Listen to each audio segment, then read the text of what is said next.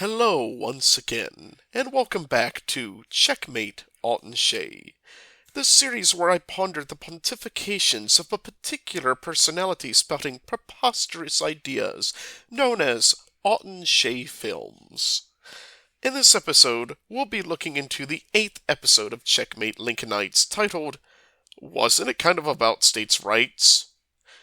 This episode, much like with episode 4 of the series, is one where he doesn't truly address the question directly, but instead focuses on framing the entire issue from a specific ideological point, that of the pro-slavery worldview. In this episode, I wish to address his numerous points and provide for my audience some points to counter them, and to provide additional context behind the period being discussed. The scope of this video will be a larger time frame than the American Civil War, including the American Revolution, the early Republic, and the events leading up to the war.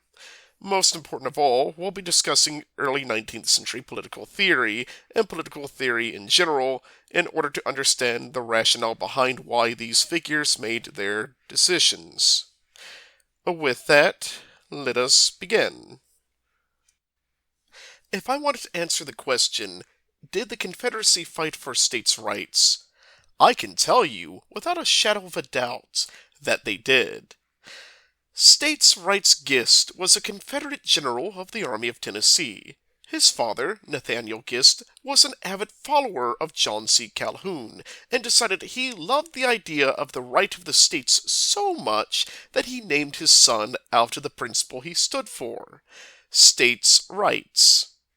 Born in 1831, States' Rights Gist would go on to enlist with the Confederate Army and obtain the rank of Brigadier General until he was killed during the Battle of Franklin on November 30th, 1864. So yes, the Confederacy fought for states' rights. I hope everyone enjoyed this video, and may God bless all of you. Wait a minute! Don't you dare poke me, Bootsy! It's a joke. Ew! I don't get it. How don't you get it? I don't know. Go sit in the dum-dum corner for me. No, you. Don't make me get out the dum-dum hat. Okay. Sheesh. What a dum-dum. Anyways, where was I? Yes. Atun Shei begins this video with a relatively short intro sequence, which, unlike the previous episodes, actually got a small laugh out of me. For the first time in this entire video series, I actually chuckled at one of his gags. At first, I thought I was going mad. But then I came to understand why I found it funny. The reason why I found it funny was the truth it conveyed about Atun Shei's personality, and its general attribute of finding some way to shoehorn slavery into every discussion about the war. So much so that even his straw man has caught on to his accidentally retorts. Whether he intended to or not, he summarized what I think of every single time there's any point brought up in regards to the war. The same old response of slavery.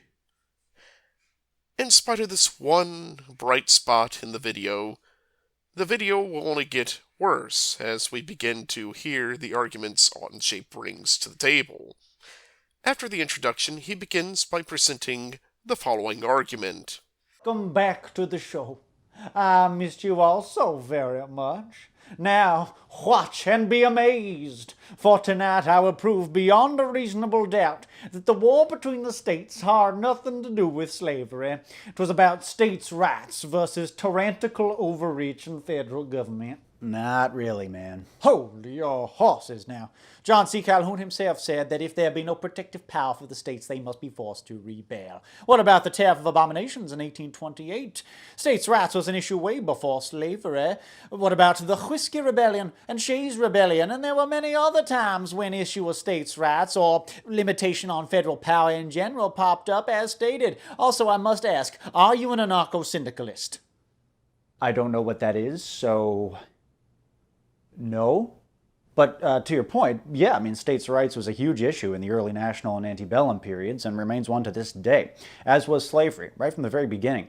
The two issues intertwined in really interesting and complex ways before finally coming to a head in the secession winter of 1861. It's a big topic, so would you mind if we went about this chronologically? Certainly. Where shall we begin? 7 years ago, baby. The argument he presents is that slavery was as important, if not more so, than the question of the rights of the states and the general political environment of the time. It argues that the issues were tied together in a way that emphasizes the slavery issue more than the general political climate itself. To this, I wish to counter with a simple question. What came first, the chicken or the egg? Was the issue of slavery the issue that instigated the political conflict, or was the political conflict always there, and the slavery debate was co-opted by both sides for their own ends? For me, the answer is the latter.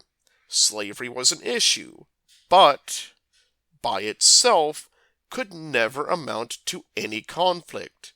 As we see in the United Kingdom and elsewhere, the debate was settled without political strife, nor a drop of blood being shed. It's only in the United States that this was such an issue. It's because of this anomaly that led me away from the common view of the slavery debate being the central issue and towards a different conclusion. That slavery was nothing more than a surface-level veil that hid the truth. That truth being the underlying division between North and South stemming from their ideological positions. In this, the slavery debate only served as one axis by which the ideological struggle took place between Northern and Southern thought, stoking the flames of a civil war that was likely, if not unavoidably, inevitable. From this point, he goes on to mention the following. The first war of American independence. A pity you Northerners grew to become the self-same yoke we once fought so hard to throw off. Forced into secession by your many aggressions and usurpations, we reluctantly took up the mantle of American freedom to found a truly more perfect union as the Founding Fathers had intended. A confederacy of autonomous republics vis-a-vis the states, bound together for mutual advantage, but free to pursue our own destinies and stuff. Well, we tried that at first, with the Articles of Confederation, but that worked about as well as a screen door in a submarine. Well, you would think that, wouldn't you? Because it was you government-worshipping Northerners who bamboozled us liberty-loving Southerners into ratifying the Constitution and accepting a much more powerful federal government than we had originally bargained for. Actually, most educated people in the Deep South were all for the Constitution and eagerly sought the stability it provided. The Revolutionary War had been incredibly hard on the Carolinas and Georgia. The fighting there was highly unconventional and brutally partisan, and it absolutely devastated the entire region. And we got to remember, at the time, these were still sparsely populated backcountry colonies. The halcyon days of King Cotton were still far in the future. In 1788, the South Carolina House of Representatives met to consider ratification of the new Constitution. Arguing for the document's merits, Federalist delegate Charles Cotesworth Pinckney did not mince words. The southern states are weak. We are so weak that by ourselves we could not form a union strong enough for the purpose of effectually protecting each other. Without union with the other states, South Carolina must soon fall. Is there anyone among us so much a Quixote as to suppose that this state could long maintain her independence if she stood alone, or was only connected with the southern states? I scarcely believe there is. When I watched this, I was thinking to myself, when are we going to mention Virginia in all of this? Virginia? Don't forget Virginia, Benji. Oh, Richard, I haven't. How could I? Of course, he doesn't mention it because it presents a considerable crux to the argument he's trying to construct in this video. Virginia, unlike South Carolina, did not initially approve of the United States Constitution in its original form.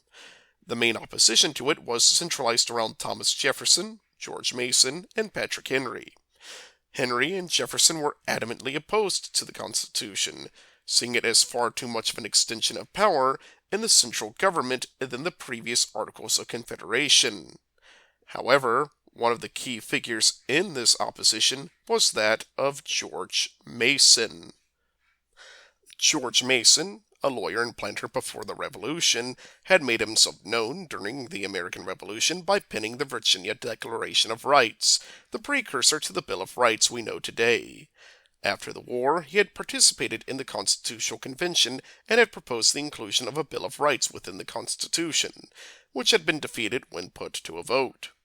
After the Constitution was passed, Mason would further oppose the Constitution during the ratification process, to such a degree that they ended up instituting a Bill of Rights as amendments to the Constitution, though this still did not satisfy Mason and the others. In fact, throughout much of this time, there was general opposition towards the Constitution in Virginia, embodied by politicians such as Mason, Henry, and Jefferson, but extending to the wider population. However, with the inclusion of these amendments to the Constitution, it did satisfy enough of the delegates to sway Virginia to ratify it, though it would be the 10th state to do so. Even in this early time, deep divisions were already occurring between the Founding Fathers.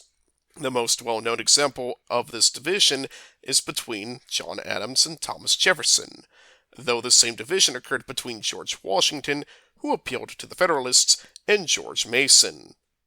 It was this division that would eventually devolve into the party factionalism that would come to dominate U.S. politics, specifically between the Federalists and the Anti-Federalists, that latter being composed of men such as Thomas Jefferson, whose political ideas would become the foundation of Southern political theory.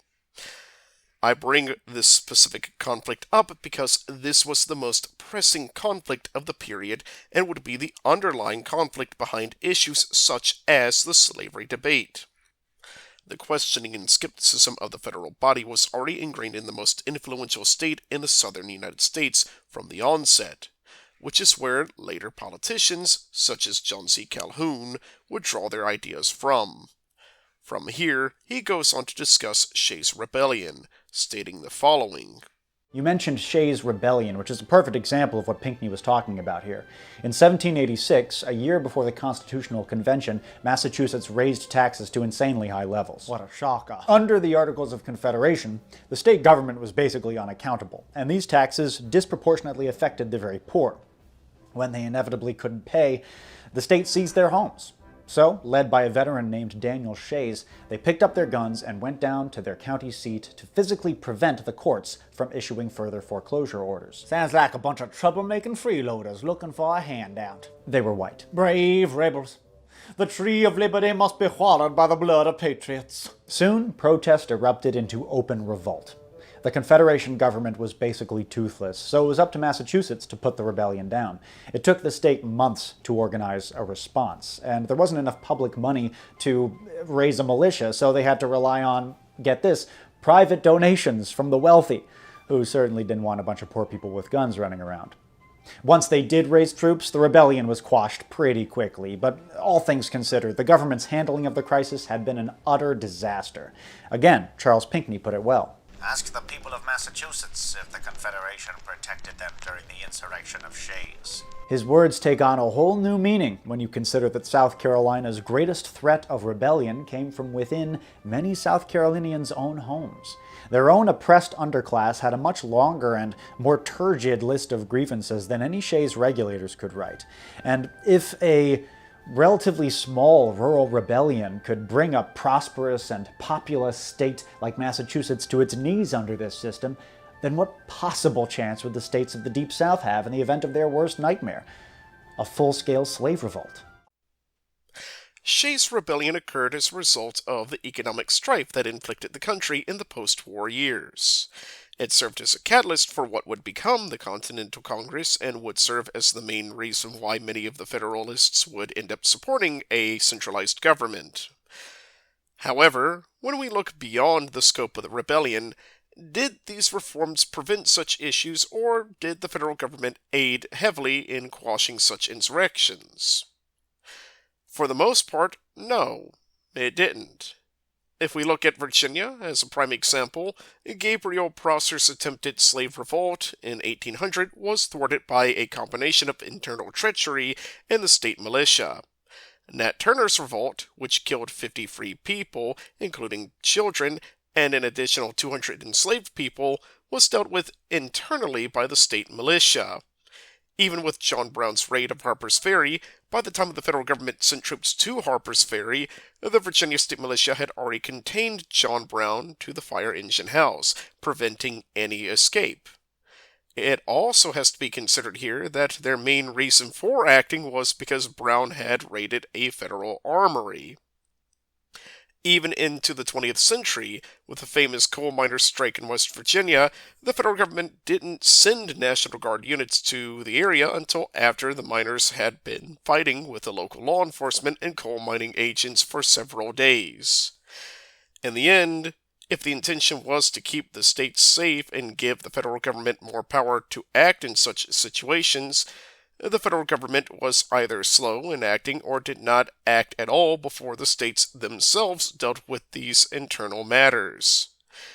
It's after this point of mentioning Shei's rebellion that we get into the argument Atun Shei is attempting to make, and why he conveniently left out Virginia in all of these discussions. He goes on to state the following. All right. So perhaps the Confederation government was to be improved upon. But you can't deny that we Southerners ratified the Constitution only warily. We embraced it out of necessity, but opposed it ideologically. I now quote Representative Rawlins Lowndes, a most honorable gentleman, responding to Charles Pinckney in that same debate. The Treaty of Peace with Britain expressly agreed to acknowledge us as free, sovereign, and independent states, which privileges we lived at the present in exercise of.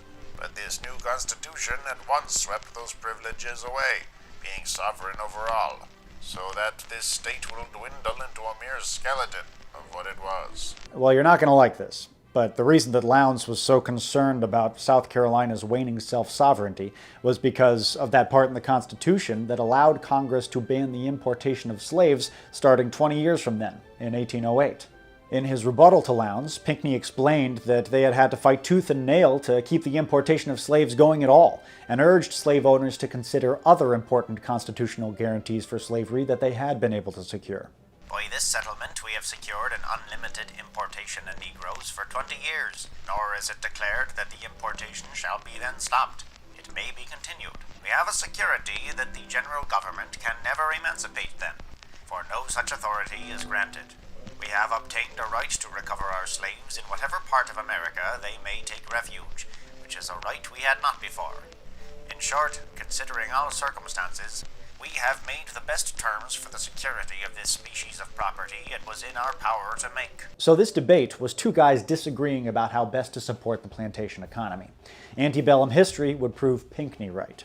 Yes, Southerners had to make some concessions, but overall, the new federal compact proved to be an enormous boon for American slavery. The slave states gained much more than stability. They also negotiated some very favorable deals for themselves that greatly enlarged their political influence within the new Union, such as the 3/5 Compromise. Over the next 70 years, the Constitution would aid Southern interests much more than it would ever hinder them.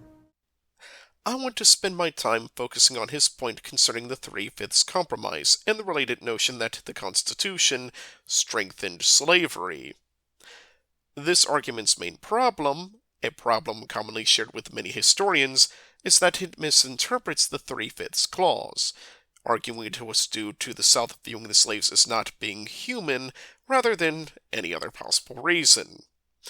In truth, the entire reason behind this debate and the compromise stems from one simple reason: the question of political power. The southern states wanted to count the enslaved population as people for the simple fact that it would give them a greater say in the political institutions of the constitutional republic being drafted. However, the northern states countered this and argued that they shouldn't be counted as people, but as property. Therefore, they should not be counted at all. This was done because the northern states wanted to curb the political power of the southern states, thereby strengthening their own political bloc. The solution to this was to count them in the census as 3/5 as a means of satisfying both parties.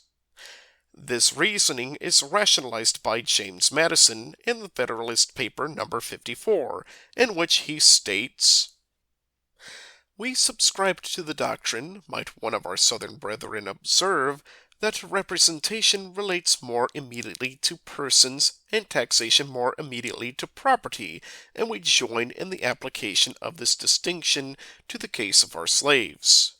But we must deny the fact that slaves are considered merely as property, and in no respect whatever as persons.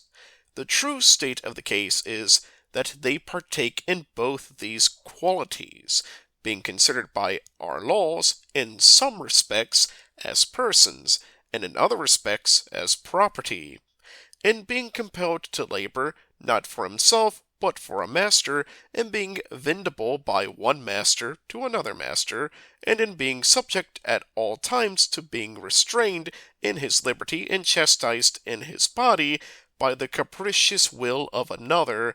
The slave may appear to be degraded from the human rank, and classed with those irrational animals which fall under the legal denomination of property. In being protected, on the other hand, in his life and in his limbs, against the violence of all others, even the master of his labor and his liberty, and in being punishable himself for all violence committed against others, the slave is no less evidently regarded by the law as a member of the society, not as a part of the irrational creation, as a moral person, not as a mere article of property. The federal Constitution, therefore, decides with great propriety on the case of our slaves when it views them in the mixed character of persons and of property." In the end, the purpose behind this compromise was as a means of satisfying both the northern and southern delegations in a similar vein to the other compromises listed in the Constitution. Even core components of the federal body, such as the bicameral legislature, are products of these numerous compromises made in order to satisfy both parties in such a way as to not instigate further conflict. No one party gained massively from the Constitution, but were satisfied to a degree as to say they had gotten what they wanted without making considerable sacrifices in the process. From this point, he goes on to state the following. I don't know about that, but one of the deals made during the Constitutional Convention included a provision which allowed states to leave the Union if they were dissatisfied with statehood.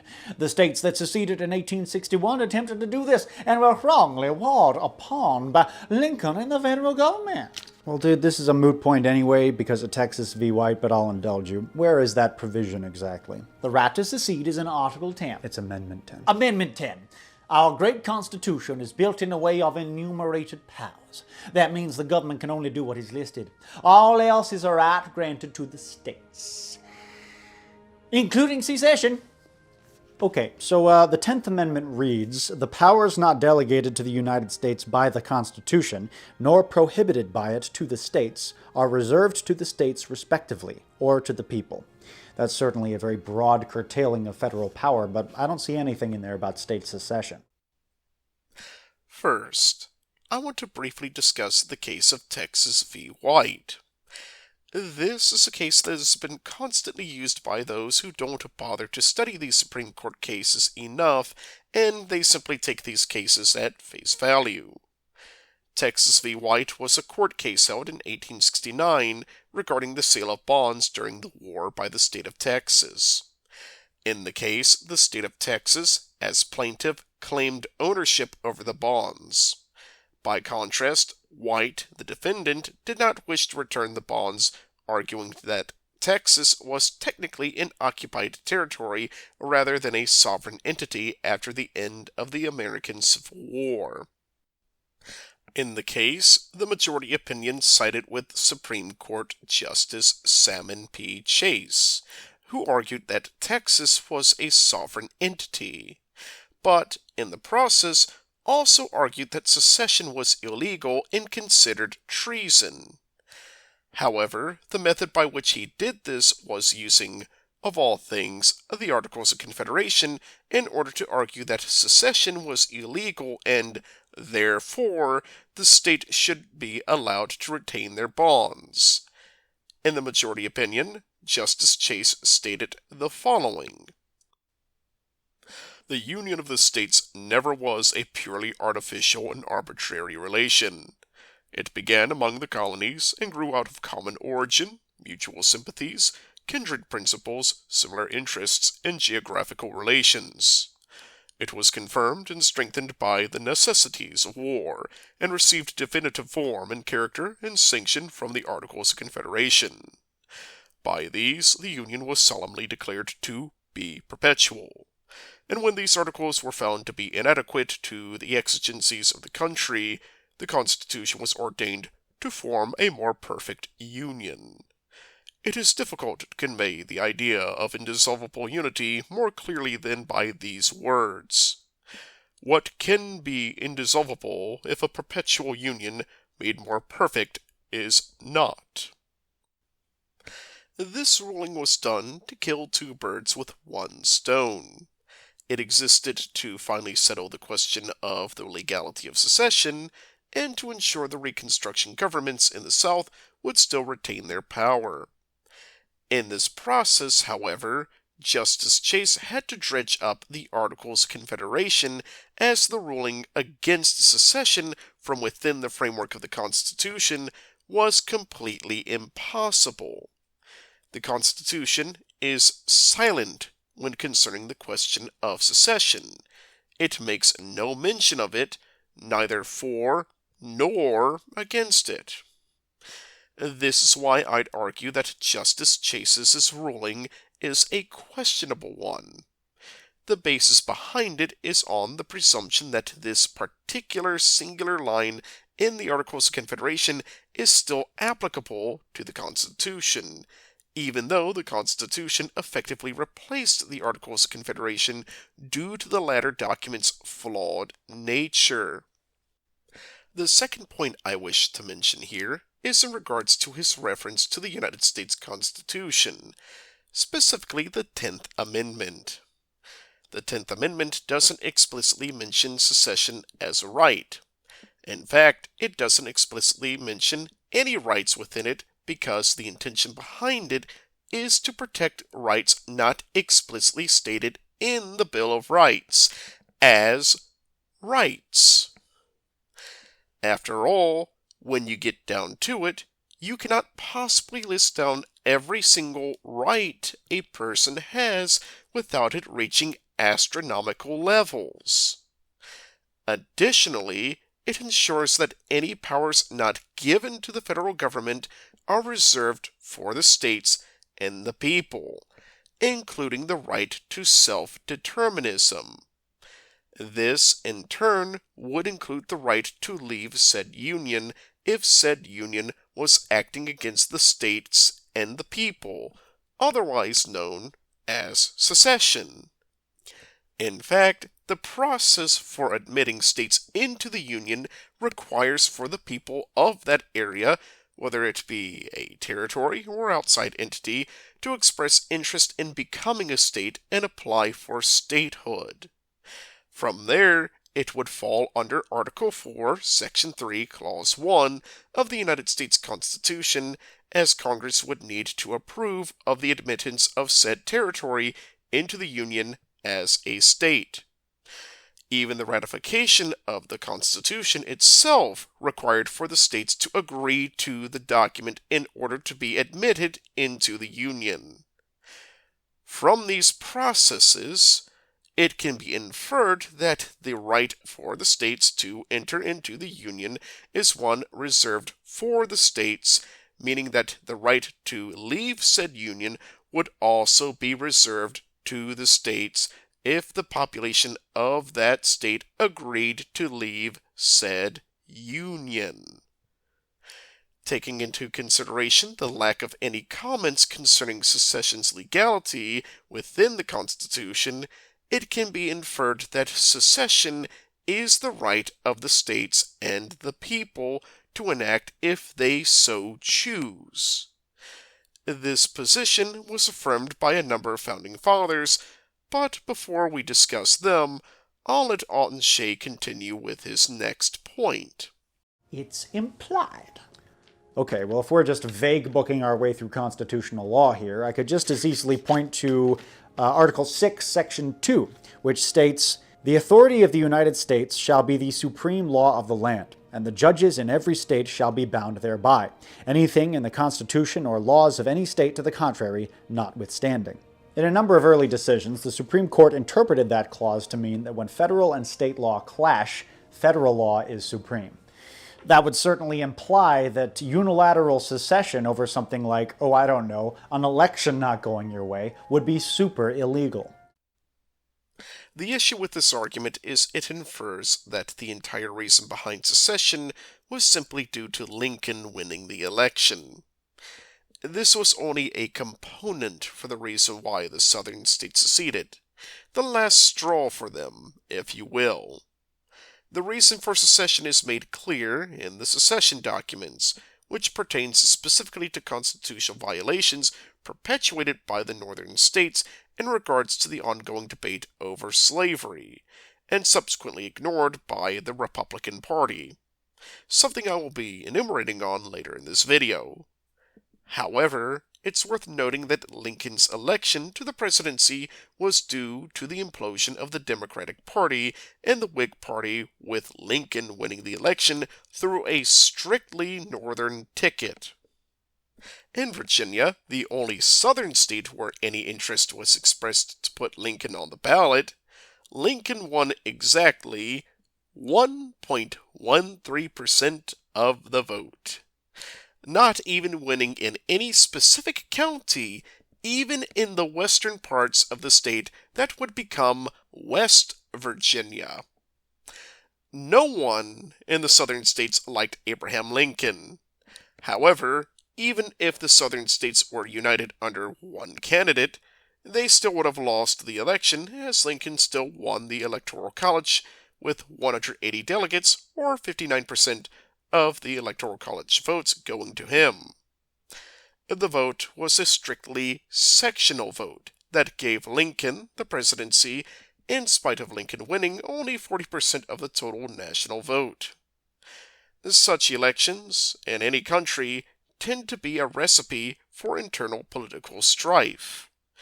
We only need to refer to Chile's 1970 election, in which Salvador Allende, an avid socialist, won with only 36.61% of the vote, or the elections of the Weimar Republic during the 1930s to see how such deep political and ideological division is the pathway towards internal conflict between the different factions of the time.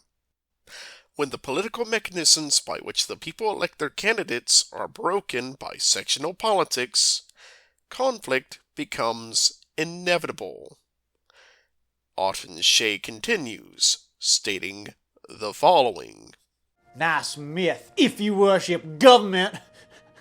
According to James Madison, the great architect of our Constitution, there is nothing ambiguous about the powers that are granted to the federal government, as he says in Federalist 45.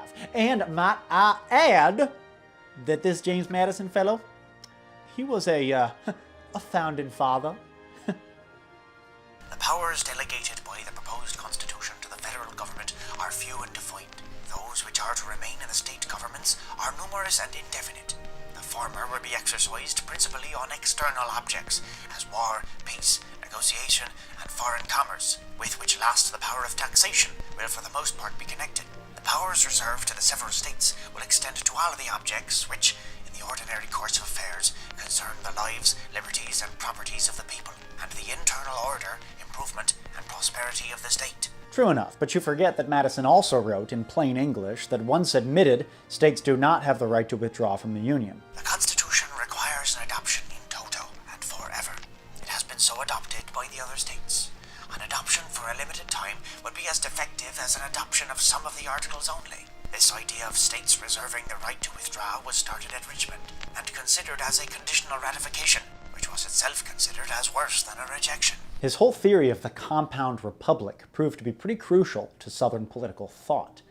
Thanks in part to Eli Whitney, over the coming decades the cotton industry exploded, and the slave states of the Deep South multiplied and prospered. Plantation agriculture expanded to the Gulf Coast and beyond. Per Federalist 45, slave owners could wield the fearsome apparatus of central government in pursuing external objects, namely expanding the nation's southwestern borders and making those states and territories hospitable to slavery.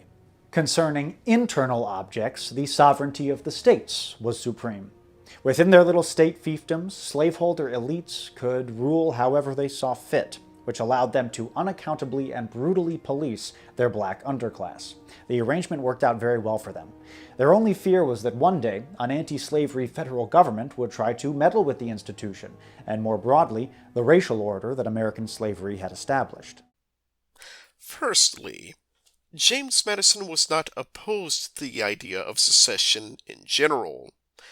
If we refer to his letters written during and after the nullification crisis, Madison argues against the notion of unilateral secession of a single state, but argued that secession by consent of the other states or a violation of the Constitution was perfectly legal.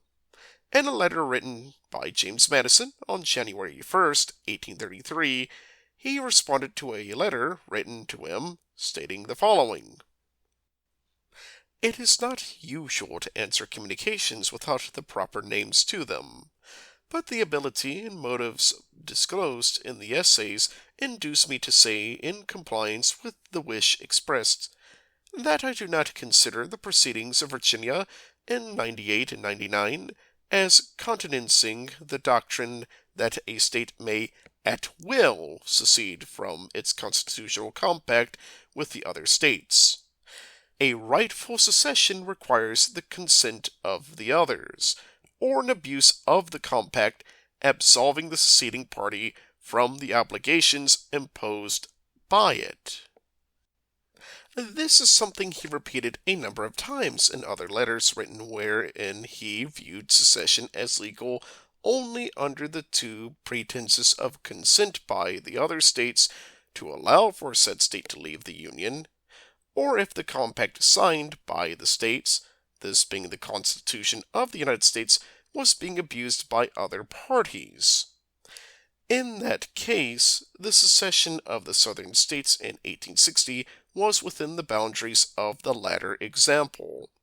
As we see in Georgia's secession document, one of the main reasons given is not about the moral character of slavery, but about the violation of the Constitution perpetuated by the northern states regarding the issue.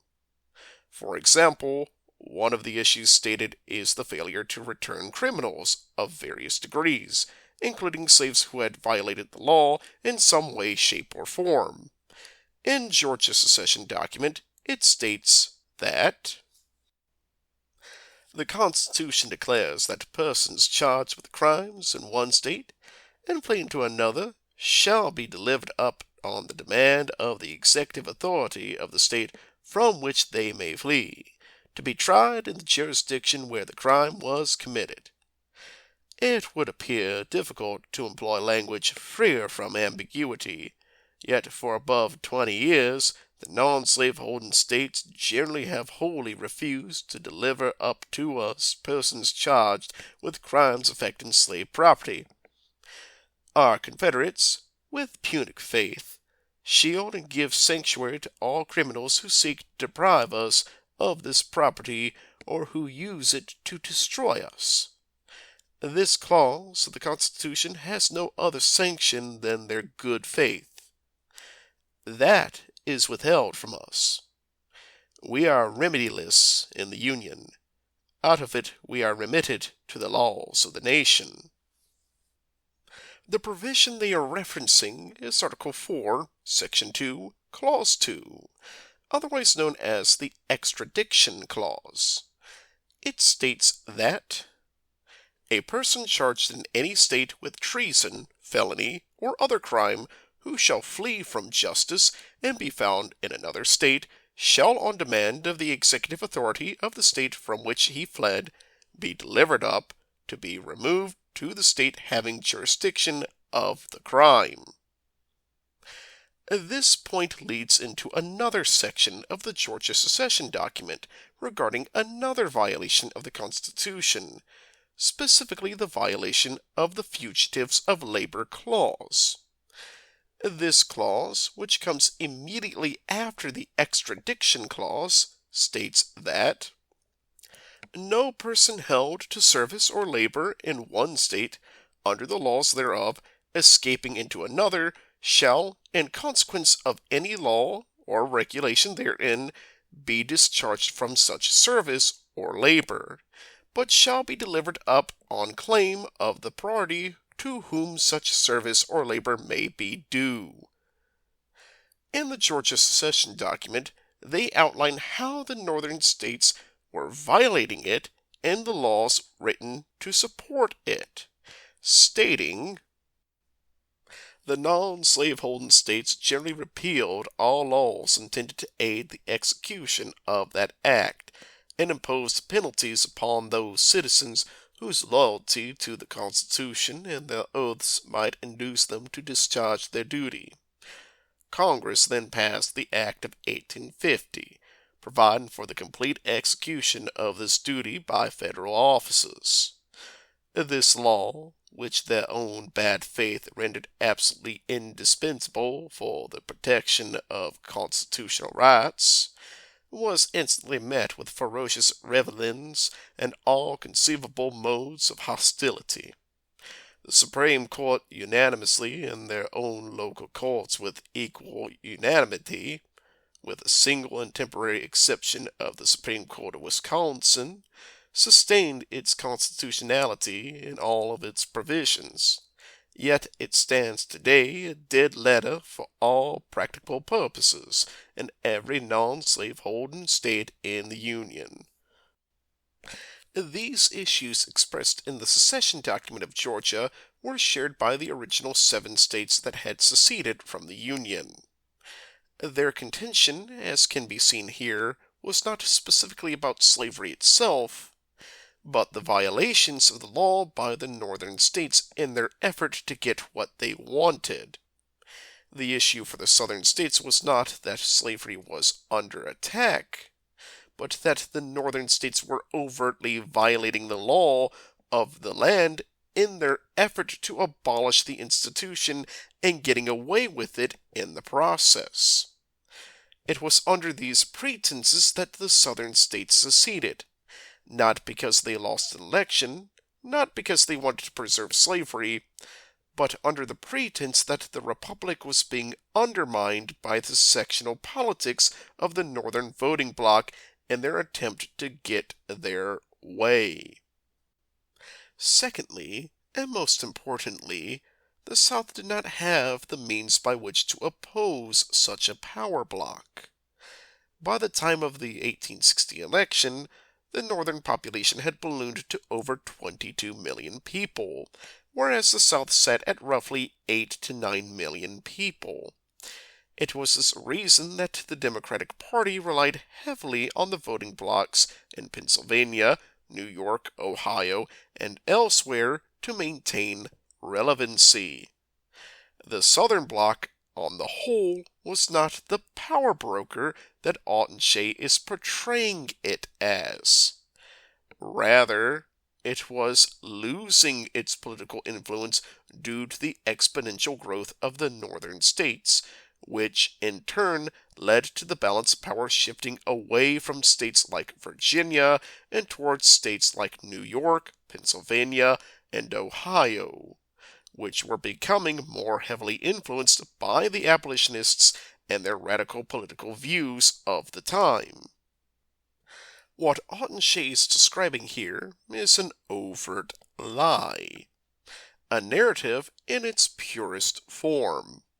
It attempts to paint the Southerners as some force of true evil, while the abolitionists were the good faith actors in all of this.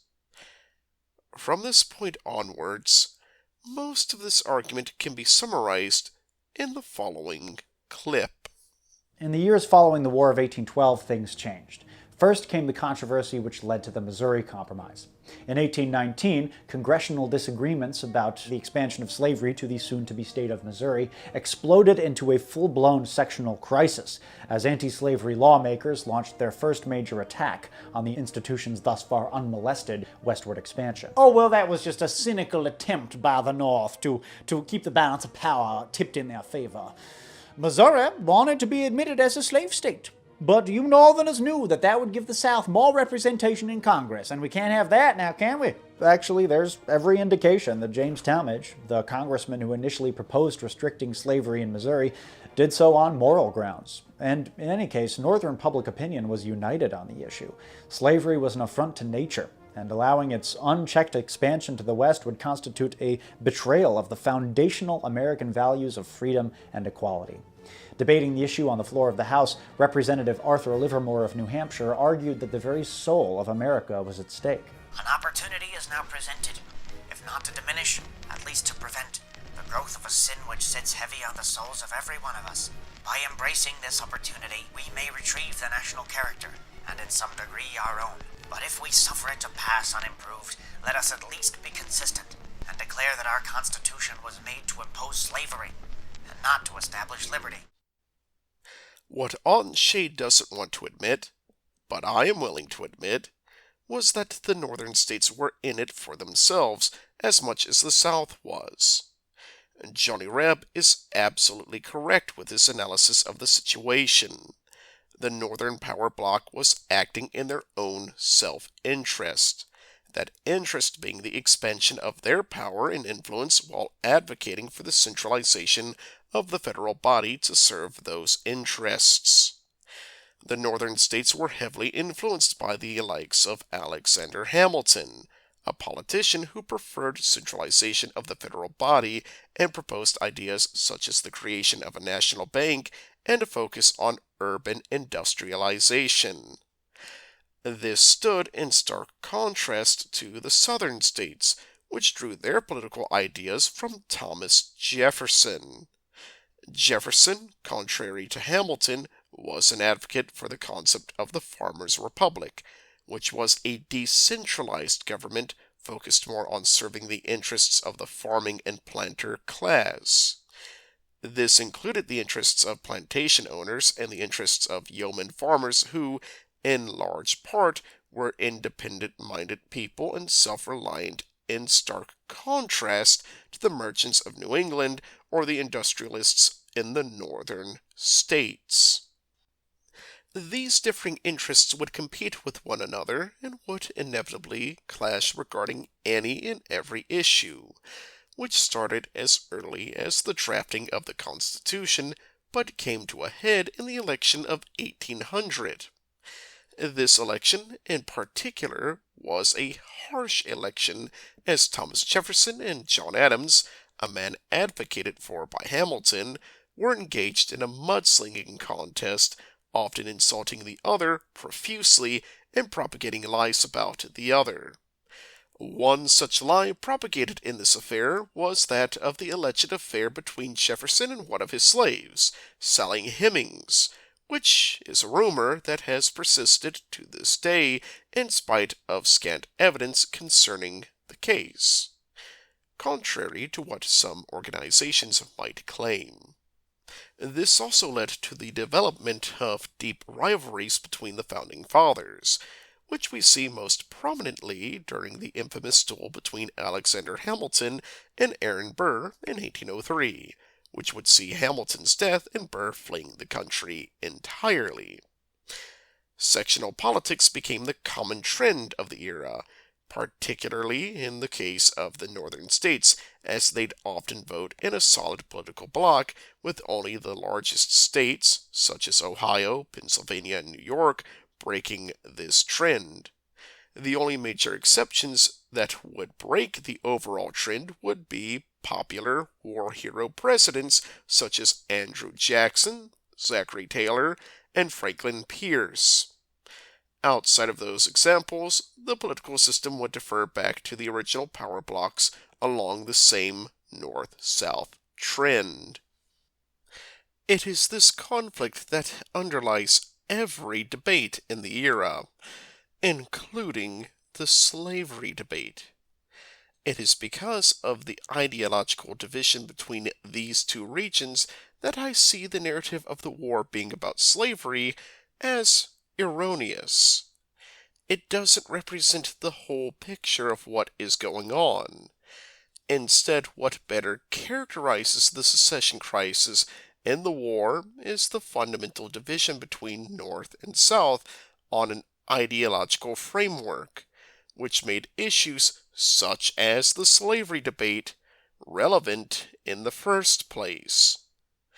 Instead of realizing any of this, though, Atun Shei simply doubles down on the slavery argument, stating the following. The North was united in opposing the expansion of slavery. So, faced with such strong opposition, Upper South Jeffersonian planters joined forces with Deep South pro-slavery planters to create a solid Southern political bloc to meet it. For the first time in American history, the country was divided, not just along political, but sectional lines, with slavery the cornerstone of conflict. One must look at more than just the surface issue. What does slavery represent? I say it represents 1. Economic continuity, a refusal to upend and crash the Southern economy. 2. Social continuity, a desire to preserve the social status quo and avoid social upheaval. And 3. Political continuity, clinging to the existing political order of individual and states' rights. That economic continuity could be better described as naked self-interest, because again, by this time, plantation agriculture had become extremely profitable and made the white upper class of the South insanely rich.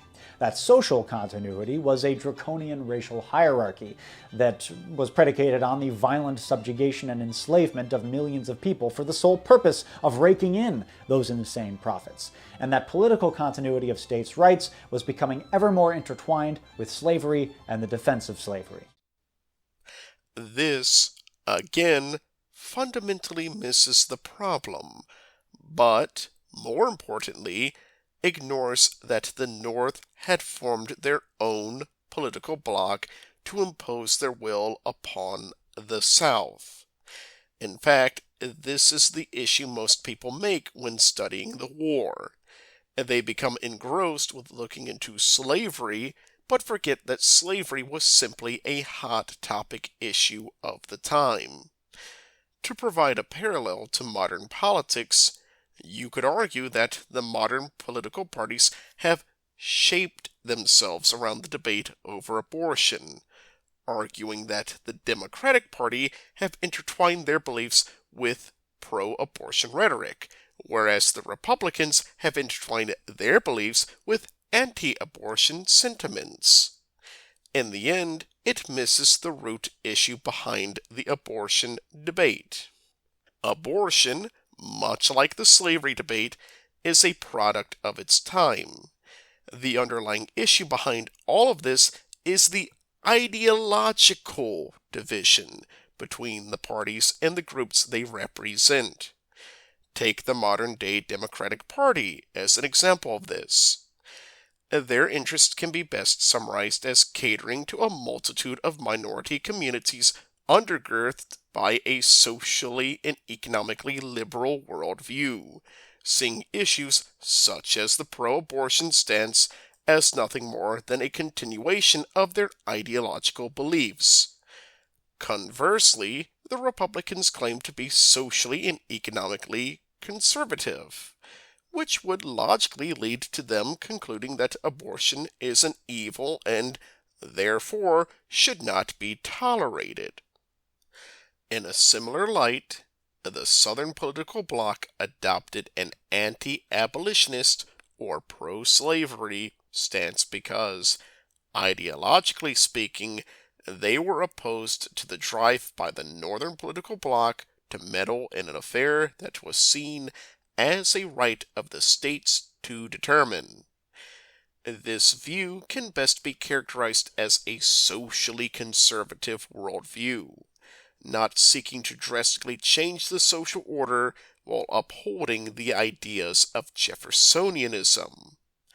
By contrast, the Northern political bloc saw the slavery debate as a means to an end, having adopted a more radical liberal view in conjunction with their Hamiltonian political views.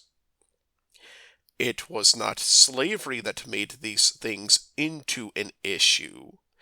Rather, it was the opposing ideological worldviews that culminated around the slavery debate and morphed it to fit within their political beliefs. In other words, slavery was not the cause of the war, but a facilitator of a conflict that was set to occur with the level of ideological division that lied beneath it all.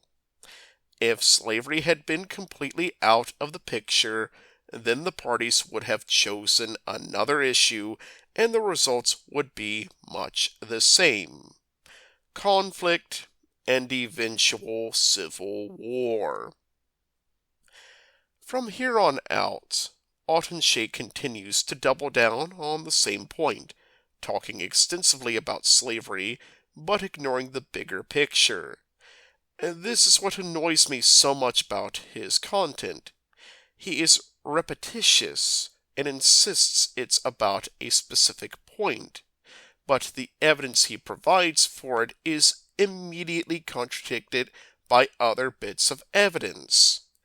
However, I will be covering a few points he makes throughout this period between the 18-minute mark and the 36th-minute mark of the video, which I will be covering in the order he mentions them in. First, he mentions the following. Jesus. For example, in 1822, South Carolina passed the Negro Seamen's Act, which declared that all foreign free black sailors visiting the port of Charleston would have to be detained in the local jail for the duration of their visit. One Jamaican sailor took South Carolina to federal court over this, claiming that the statute violated the 1815 Commercial Convention between the United States and Great Britain. The court ruled in his favor and declared the Seamen's Act unconstitutional. Slave owners were furious. They believed the ruling flew in the face of Madison's concept of external and internal jurisdiction and represented a dangerous and destabilizing attack on the racial hierarchy of the South. Writing in the aftermath of the decision, the governor of Georgia predicted that soon, very soon, the federal government, discarding the mask, will openly lend itself to a combination of fanatics for the destruction of everything valuable in the southern country. The moment we cease to be masters, we shall be slaves. How about we take a quick glance as for the reason why the Negro Seamen's Act was passed. And it turns out it was all due to a planned slave revolt. This time it was the Denmark-Vesey conspiracy, a planned slave revolt orchestrated by a free black man named Denmark-Vesey. The plan called for the enslaved population in Charleston to rise up on July 14th, Bastille Day, kill their masters, and then take some boats to sail to Haiti. When this plot was found out in June 1822, it was quickly resolved with over 42 people involved in the plot executed. Though you could argue that South Carolina's reaction to this was an overreaction, the reason behind it was as a result of an action that would have been a horrific and violent act. I can understand why they would pass such a law given the context behind this particular conspiracy. Second, he does a weird flashback sequence, which I'll be showing to all of you here. Aha! But what about the proposed Corwin Amendment in the winter of '61, just before the war? Lincoln offered the South the explicit constitutional protection for slavery that you say they were looking for, and yet we still seceded, proving it was about states' rights after all. we already talked about the Corwin Amendment. We did? Yeah, way back in episode 1. So you mentioned the Corwin Amendment. I'm glad you did. That was basically the federal government's last-ditch attempt to avoid the Civil War. Now, for those of you who don't know, the Corwin Amendment was this proposed amendment to the Constitution that basically would have guaranteed the southern states right to own slaves. I mean, potentially forever. So your implication would be that if the war was really about slavery, then why didn't the southern states just immediately go along with and ratify the Corwin Amendment? But you're forgetting that a big cause of the Civil War, and certainly the events leading up to the Civil War, were not about preserving slavery, but expanding it. I mean, you take the Missouri Compromise, for instance. Wow. So young. So full of hope. A long time ago. Yeah. More than 3 years now. Yeah, wow. Funnily enough, I had responded to this point all the way back in my first episode of Checkmate, Atun Shei, which went a little something like this. Attempts at handling the slavery debate through legislation, such as the Corwin Amendment, existed to try to appease the planter class of the South, but they ultimately failed because they failed to understand the exact problem the South had: federal overreach. The problem the South had was less over whether slavery was good or bad, but with the fundamental desire expressed by the northern states to assert their will, whether it be through the unjust tariff of 1828, which brought about the nullification crisis of 1832 through 1833 and nearly erupted into a civil war, or the desire of the abolitionists to halt and end slavery by exerting their monetary and political power to intimidate the South into ending the institution. Both issues touch upon a far greater problem of the North-South divide over the handling of governance of the Republic. These types of appeals to the Southern population never worked, not because they were accommodating to the Southern planter class. Rather, they failed because they did not address the core issue of this conflict: the constant violation of the Compact, the Constitution, by the northern states in order to get their way in the debate. Even if the Corwin Amendment passed, it doesn't address the fundamental issue the South had: the complete disregard of the very compact that everyone was obligated to follow, and the federal government's complicit role in all of this. By enabling the northern states to do as they wished, it posed an existential threat to the southern states and the rights of their citizens. After all, it might be the slavery debate today, but who's to say they won't extend this mentality to any issue of their choice? The existential threat posed to the rights of the states is the violation of the compact the states agreed upon unanimously when entering into the Union. It is this violation of the Constitution, which was not merely tolerated by the federal body, but supported by it as that governing body fell under the control of the Republican Party, that was the gate and the key to undermining the rights of the states and the people, by undermining trust within the very institutions set forth to maintain order and peace. Institutions that overtly stated what the government could not do. If it was tolerable to violate it over one issue, then it became tolerable to violate it for any and every issue at the behest of the sectional political bloc in power at that moment. This, in the end, is why the southern states seceded from the Union, and why these appeals never worked. Third, he spends a section of the video discussing the Indian Removal Act, stating the following. Back up now. You still haven't given me any proof that Southerners abused federal power for their own purposes. Holy fucking shit, dude! Why don't we start with the Indian Removal Act? In the 1820s, forcible displacement of Native Americans from the southeastern U.S. was broadly popular among white Southerners, especially in Georgia, which had passed legislation outlawing the Cherokee tribal government and declaring its dominion over Cherokee land. Complementing this state resolution with federal action, Georgia Congressman Wilson Lumpkin introduced a proposal for Indian removal to the House of Representatives. Later in life, Lumpkin recalled how he was stymied at first by Northern humanitarian efforts.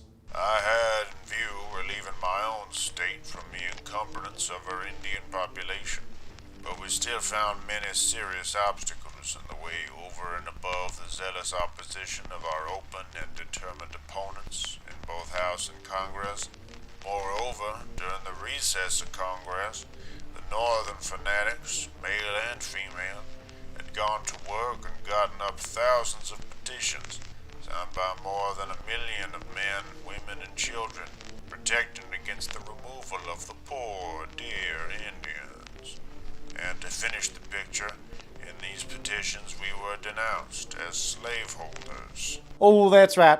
The saintly North and the horrible evil South. Tell me, who are these Yankees taking such a strong, principled stance against Indian removal? Well, there was President John Quincy Adams, for one. Oh, from Massachusetts, is that right? From Braintree, yeah. Massachusetts, interesting name for a state. Is that named after some place in England? Is there a quaint little village in Suffolk named Massachusetts? No. Really? Well, that is interesting. And where, pray tell, does the name originate? The Massachusetts people, who lived there for thousands of years before we did. Oh, and what happened to them? Well, we took over all their good farmland, and that kind of forced them to convert to Christianity and assimilate with us. And then we got really paranoid that they were going to turn on us, so we, Yes? So we rounded them all up and put them in this internment camp on this crappy little island in Boston Harbor in the middle of winter. Okay, yeah, Northern opposition to Indian removal was incredibly hypocritical, but sincerely felt. Oh, I'm sure they offered up many thoughts and prayers. The Cherokee were able to keep Georgia legally at bay with the help of some, yes, admittedly fairly flaccid support from the Adams administration, but then two things happened. First, gold was discovered in the mountains of North Georgia, making white settlement efforts much more urgent. And second, Adams was defeated and succeeded as president by Southerner Andrew Jackson, who staunchly supported removal and thought that Cherokee claims of self-sovereignty were inherently illegitimate. I have long viewed treaties with the Indians an absurdity, not to be reconciled to the principles of our government. The Indians are the subjects of the United States, inhabiting its territory. Is it not absurd for the sovereign to negotiate by treaty with the subject? When Jacksonians spoke of rights for citizens, they had a very specific idea of what kind of person that citizen was: a white man. Jackson's populism replaced class lines with racial and gendered ones. Jackson, and the white South more broadly, saw no place for Native Americans in the white man's republic. Natives living east of the Mississippi were an obstacle to white civilizational progress. The liberty and prosperity of the one necessitated the expulsion of the other. In an 1830 address to Congress, 6 months after signing the Indian Removal Act into law, President Jackson boasted that, "It gives me pleasure to announce to Congress that the benevolent policy of our government, steadily pursued for nearly 30 years in relation to the removal of the Indians beyond the white settlements, is approaching to a happy consummation. What good man would prefer a country covered with forests and ranged by a few thousand savages to our extensive republic, studded with cities, towns, and prosperous farms, embellished with all the improvements which art can devise or industry execute, occupied by more than 12 million happy people, and filled with all the blessings of liberty, civilization, and religion." Jackson's presidency was in many ways a realization of Southern rights nationhood. A powerful, decisive executive in external affairs, but highly deferential to slaveholder interests in internal ones. And most importantly, a staunch defender of the white supremacist social order. This entire matter is a complex matter that is worth discussing, as Atun Shei leaves out key bits of information regarding this issue. The Indian Removal Act was the act of removing the 5 civilized tribes, the Cherokee, the Creek, the Choctaw, the Chickasaw, and the Seminoles, from their traditional homeland and resettling them in Indian Territory, what is now modern-day Oklahoma. The reason why this removal was supported by the southern states was not due purely out of self-interest, but because these tribes had already had a long history of waging war against the white settlers in the area. The most notable example would be the Seminole tribe of Central Florida. The First Seminole War was waged from 1817 and 1818, which saw numerous raids into southern Georgia and, at the time, Spanish Florida. These hostilities grew to such an extent that the War Department dispatched Andrew Jackson with 3,000 men, about half of which were Creek Indians. This conflict caused a bit of a diplomatic issue, as Jackson had 2 British subjects put on trial and executed. He also subsequently captured several Spanish outposts, including the Spanish provincial capital of Pensacola, Florida. But this was later resolved as Florida was incorporated as a territory of the United States in 1819. This was the reason why Andrew Jackson was supportive of their removal, past animosity after having fought these specific tribes during the Indian Wars. However, it's no secret that Jackson's advocation for the expulsion of these tribes was seen as overstepping his boundaries.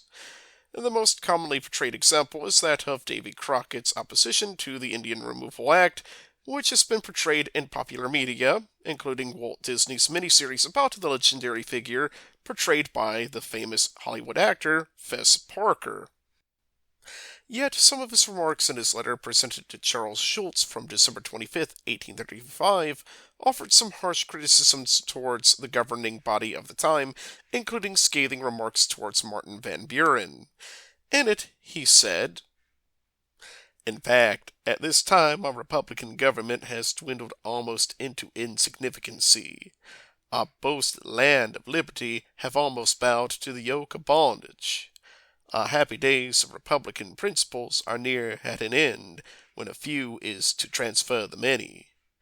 This is Van Buren principles. There is more slaves in New York and Pennsylvania than there is in Virginia and South Carolina, and they are the meanest kinds of slaves they are, volunteer slaves." It was after presenting this letter that Crockett would resign from his role as a representative in Congress, heading westward. Yet this isn't the only example of Southerners opposing Jackson's actions. The other prominent example is that of Virginian John Marshall, Chief Justice of the Supreme Court. After initially ruling against the Cherokee and Cherokee Nation v. Georgia in 1831, the Supreme Court would hear the case of Worcester versus Georgia in 1832. In this case, he ruled against Georgia's actions against the Cherokee by arguing that they were, in fact, a sovereign nation, thereby superseding the ruling made in Cherokee Nation v. Georgia. However, Jackson would simply ignore his ruling and continue to enact the Indian Removal Act, proceeding to remove the Cherokee tribe from their land. Then there's the case of an interesting but lesser-known figure. His name was William Holland Thomas. Born on February 5, 1805 in Haywood County, North Carolina, he was born after his father had passed away, forcing the young Thomas to start working at a local store in Cherokee territory at the age of 13. During his time there, he learned how to speak the Cherokee language and became closely associated with Chief Yonaguska, the chief adopting him in the Cherokee tribe and giving him the Cherokee name Will Usdai, or Little Will, in Cherokee. His close relationship with the Cherokee in North Carolina enabled him to exert his influence to protect the tribe. The North Carolina Cherokee would have Little Will represent them in Washington after the signing of the Treaty of New Echkota, which stipulated the removal of all members of the Cherokee Nation. He was successful in this endeavor, though he seemingly contradicted his own beliefs by land speculating on the land of the Cherokee not associated with his tribe, and aiding in the efforts of finding members of the Cherokee not a part of his tribe. However, these actions ended up placing William Thomas in a position of influence with the local Cherokee, the local white population, and the federal government, possibly making this one of the most elaborate games of 4D chess played by any North Carolinian of his time. Thomas would become one of the wealthiest people in the southwestern portion of North Carolina, wealthy enough that, during the outbreak of the war, he would side with the Confederacy and fund his own military unit, Thomas's Legion of Cherokee Indians and Highlanders. The reason why I bring these examples up is because they stand in contradiction to Atun Shei's statement. They serve as a rather inconvenient speed bump in his overall narrative he is trying to present. One that is further contradicted when you remember that the Western Cherokee and Creek would also side with the Confederacy during the American Civil War. Most notably, they'd be led by Confederate General and Cherokee Chief Stan Wadey, who would become the last Confederate general to surrender during the American Civil War. When you take all of that into account, this point becomes a moot one, especially when his points rely on the constant abuse of racism as an accusation against the Confederacy and the South as a whole. This leads me to the third point I seek to address, which is one that countless people, including myself, have been misled to believe over the subsequent years. Atun Shei goes on to say the following. And in any event, in all other aspects of his presidency, Jackson sanctified the rights of slave states and slaveholders. The truly grave threats to the Union, he believed, were up north. He placed the blame for sectional politics squarely on the shoulders of abolitionists. Wait, really? The abolitionist movement really started to gain traction in the 1830s, and what's more, they began to organize, to form community networks and publish mass media. These guys were the most radical of the radical, and a very motley crew. Whites, blacks, men, women, some women in positions of leadership. I definitely would have been an abolitionist if I was alive back then. Shut up. The mere existence of these organizations challenged the legitimacy of the white man's republic, and they could be very disruptive. In the summer of 1835, abolitionists flooded the Southern mails with radical literature, causing a huge uproar and widespread panic of black rebellion.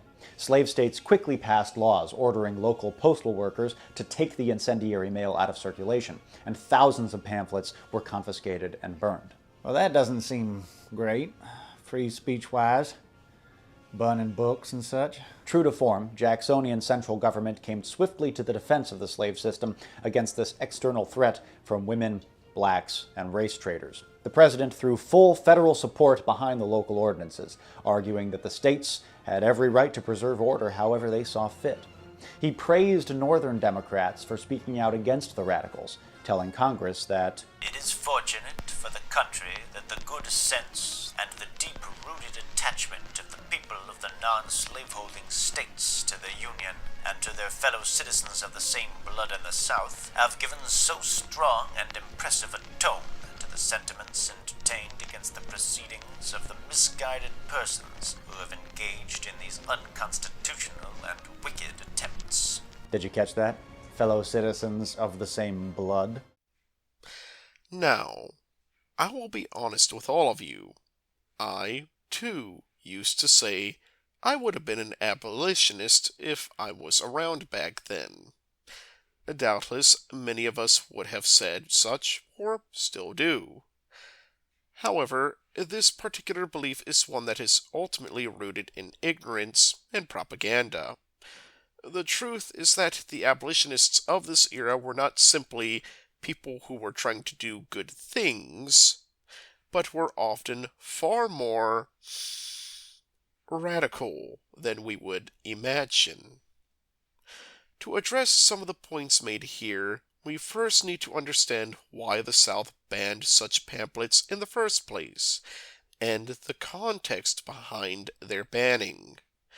During this time, the abolitionists, though they had good intentions, were filled with particular radicals who sought to end slavery through the very mantra that has become the zeitgeist of our age. Abolition by any means necessary. When these abolitionist pamphlets had been mailed throughout the South during the 1830s, they came about just after one of the worst slave revolts in the southern states took place. In August 1831, a slave by the name of Nat Turner decided to organize and conduct a major slave revolt in the state of Virginia, specifically in Southampton County, after having believed he had been commanded by God to conduct such a revolt. During this revolt, at least 50 white people, including women, children, and at least one infant, were brutally murdered by Nat Turner's party. The revolt was put down brutally by the Virginia State Militia, resulting in 200 further deaths, including the execution of Nat Turner and other slaves involved in the act.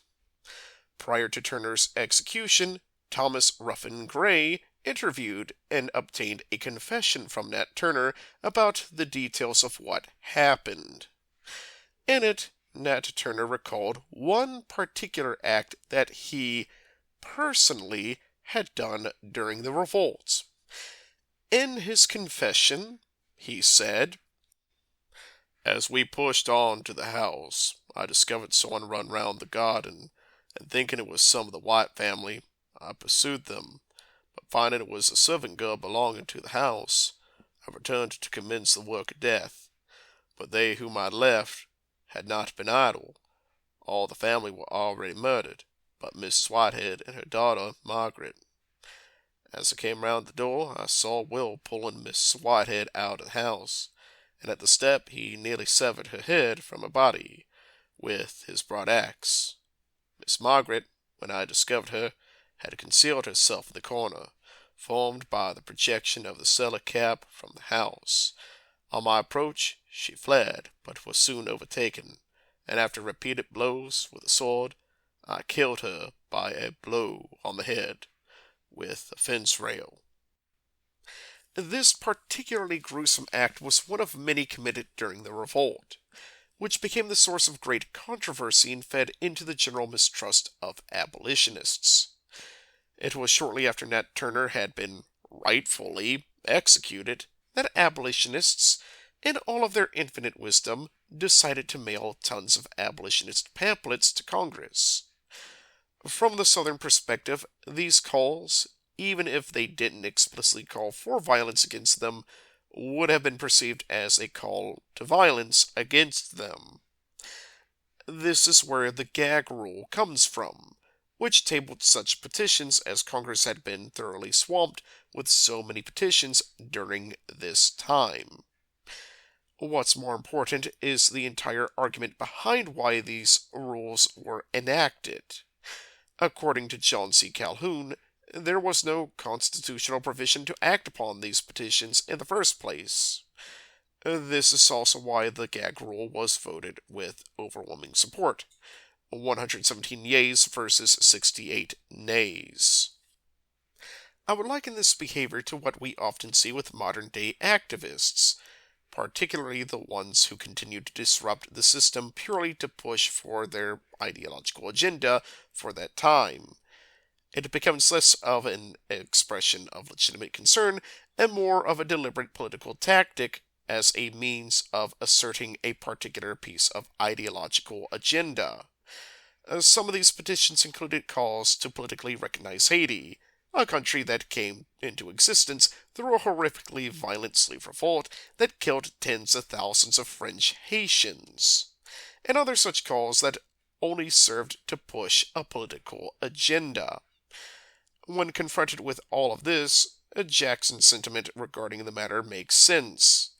He perceived it as it was, sectional politics that sought to be divisive in order to push a very specific piece of a wider ideological agenda, an agenda adopted by the northern states and heavily advocated for by northern politicians such as John Quincy Adams, the man who nearly tore the nation apart by catering to said sectional politics by signing the Tariff of 1828, which in turn led to the nullification crisis.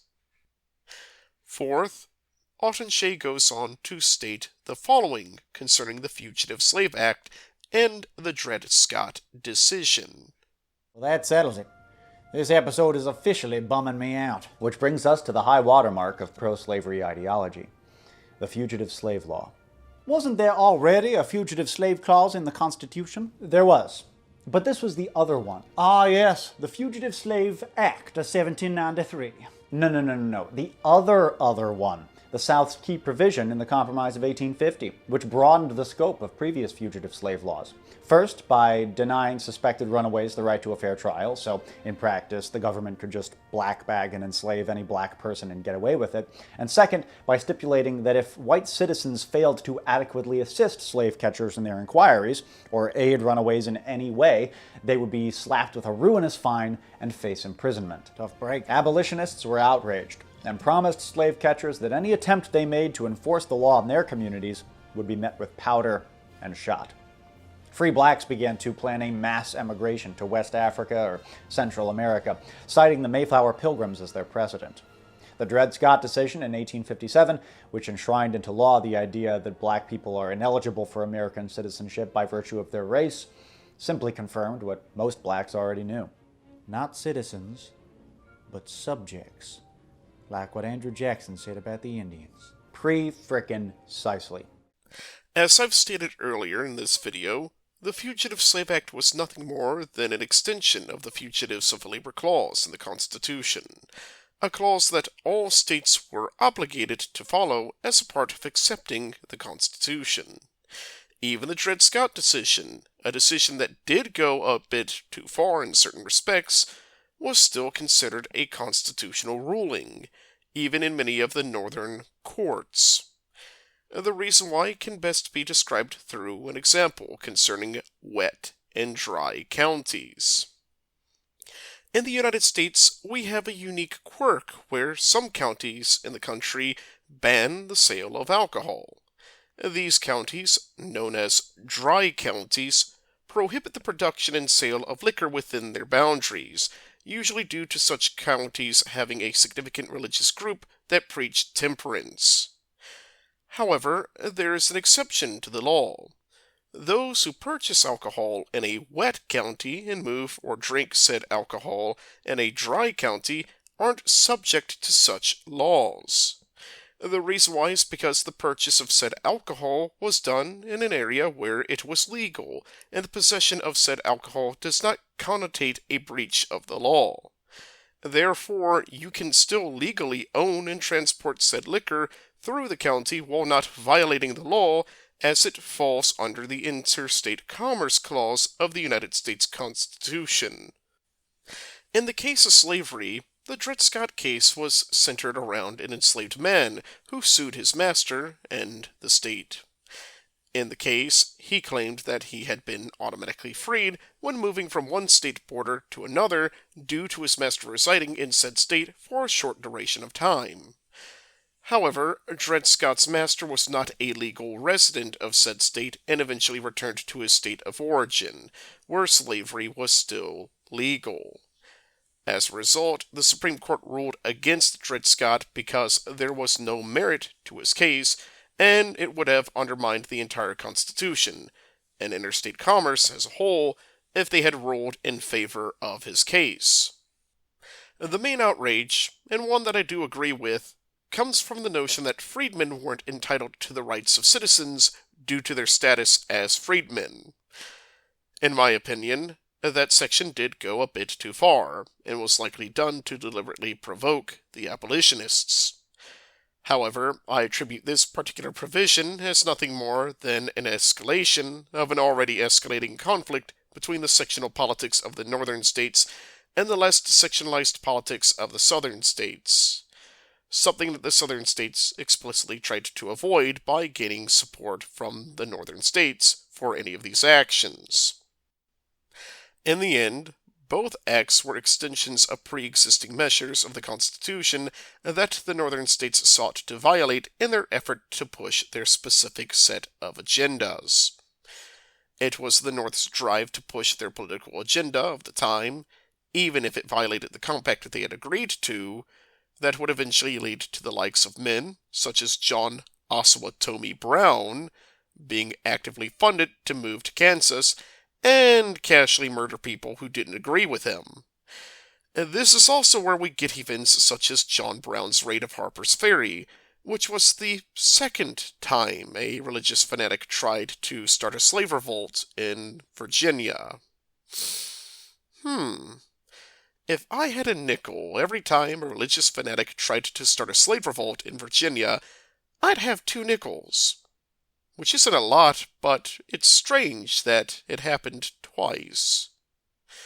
But in either case, fifth, and finally, he discusses a bit of high speculation concerning the Confederate government and misrepresents the South again. In it, he states the following. And that, as they say, was that. Not quite. There's still one more piece of this puzzle left. Remember back in episode 5 when I went on that whole tangent about industrial slavery? In their public discourse, speeches, editorials, and pamphlets, the planter class placed much less importance on their Jeffersonian agrarian ideals and much more on them gaining economic independence from the North through internal industrialization. And they believed the best way to do this was through the directive of the state, not private interests. As we've talked about before, the Confederacy was way more centralized than most people give it credit for, and there's ample evidence to suggest that in the event of a Southern victory, the central Confederate government would have become even stronger, as it directed private interests to create economic and industrial power that would effectively compete with that of the North. Yes? When the South seceded in the winter of '61, the planter class marveled at all the opportunities that lay before them. For the first time since 1787, they had no compromises to make, no bleeding heart Northerners holding them back, so they looked to the future and their imaginations ran wild with possibilities. A minority faction, led by former Governor of Virginia Henry Wise, briefly flirted with the idea of an armed coup d'etat in Washington, preventing Lincoln from taking power, but most Confederates envisioned a process of separation and expansion, first winning independence from the United States by force, and then eclipsing it as a continent-spanning world power. Their first order of business was to organize a reconfederation of the states, to weld them together while they are hot, in the words of politician William Henry Trescott. This was accomplished quickly ahead of the Confederate Constitutional Convention in Montgomery in February of 1861. The new Constitution saw a retreat from states' rights doctrine and a noticeable shift toward the centralization of power, specifically in regard to things like taxation, territorial policy, and of course, the rights of slaveholders. The most vocal of the centralizers advocated for the nationalization of slavery. States' rights doctrine, they believed, had served its purpose in achieving separation from the anti-slavery North. There are a number of issues with this. Firstly, Governor Henry A. Wise was not associated with the authoritarians. Rather, he was an ardent secessionist, often described as being a fire-eater, who advocated for secession of Virginia from the Union and to take immediate action in this process. His rhetoric was fiery and called for immediate action, echoing the calls to action that Patrick Henry had given in the Virginia Convention of March 23, 1775. The reasoning behind his urging for secession was likely due to the real threat he had perceived as governor of Virginia. He was responsible for putting down John Brown's raid. It was during this particular event that Wise met with John Brown and determined he was not mad, prompting the need for a trial that would rule in favor of John Brown's execution. In the end, Wise's actions are best described as that of an ardent Jeffersonian, if not embodying Patrick Henry's ideals, prompted by the overt radicalization of the political theater of the time. Secondly, Atun Shei is making a presumption by assuming the most influential people in the South were all advocating for centralization of authority. This was simply not the case, as we see with Alexander Stephens. Alexander Stephens has often been lambasted as this evil character, as we see with films like Steven Spielberg's Lincoln, and is only known for the speech he had given in Savannah, the Cornerstone Speech, a speech he later addressed in a private letter, basically stating he had made it up on the spot to appease the crowd. Yet, when you look into the man that would be the Vice President of the Confederate States of America, he is often a man who consistently opposed Jefferson Davis on any extension of the powers of the Confederate government.